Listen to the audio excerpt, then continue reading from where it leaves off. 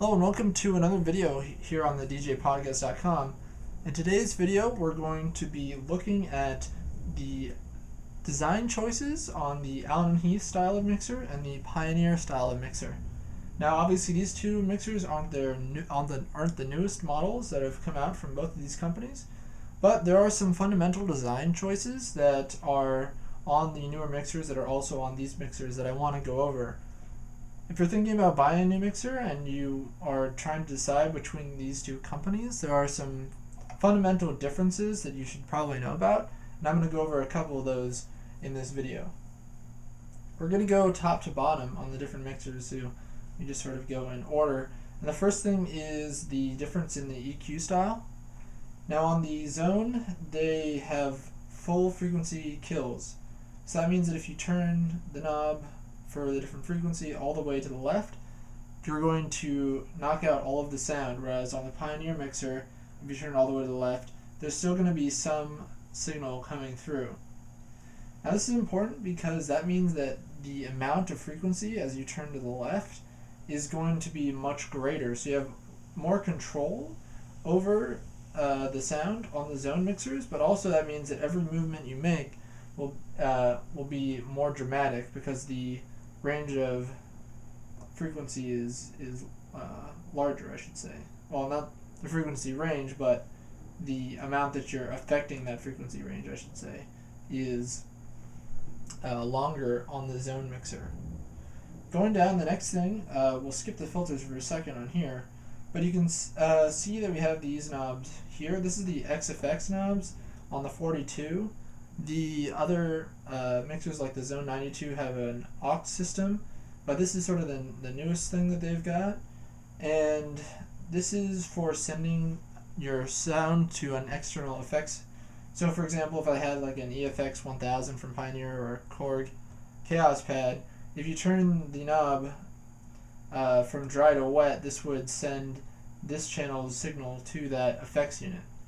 And the way it does it on the 42 is it has a dry-wet knob for each channel, so you can send one or up to all of the channels to the effects processor. Whereas on the DJM side of things, there is the send return, so you use your effect selector, set it to send return, select the channel that you want, and then you turn the effect on, and that will send it to the effect box. So you can only do that on one channel here, and you can do it on all the channels, or as few on here. Now that also goes along with the filters. The filters are a big difference between the XONE and the DJM series. The XONE has filters, and this one only has one, which you can see here. And to turn that on, you click the filter button, and you choose which filter you want. You can do a high pass, band pass, low pass, or you can combine them to do a high band or whatever, or you can do all three to do an all pass filter kind of thing. Anywho, so that's here and also along here. Whereas the DJM series has the effects on the right side of the mixer, and you've probably all seen the DJM effects. The newer models have the color effects and stuff in here, and more of a larger effects area on the top, but that's one difference, is the DJM has effects, whereas the XONE has the filters. And it's just a matter of preference of what you like to use. The next thing we've got is the Q section, and as you can see on the XONE, we have 4 Q buttons, and on the DJM we have 5. Or, well, we have 1 and 5, but for the main channels we have 5. So we have 1, 2, 3, 4 for the different channels, and then we have a master. Whereas on the XONE we have 1, 2, 3, and 4, and then no master. And the way that works is when you have no buttons pressed, so none of these buttons are pressed, you will always hear the master output from this mixer. When you press Q, you will hear that that channel, or you can turn on multiple ones, so you could hear these two. And you will have to, if you want to hear the master as well, you have to use the Q mix adjust knob. Whereas on the DJM side of things, if you want to hear, let's say, 3 and the master, you click on channel 3 to hear 3, and you click on the master to hear the master. If you click off both of those, you won't hear anything in your headphones. So that's one difference that might take a little getting used to if you're not used to it. And lastly, we have the way that the VU meters work. So obviously, they're placed differently. On the Zone, they're placed right next to the faders for the channel, whereas on the DJM, they're up by the frequency EQ knobs. And on the Zone, they are pre-EQ. So this volume here will always show you the true sound, or the true volume of the track.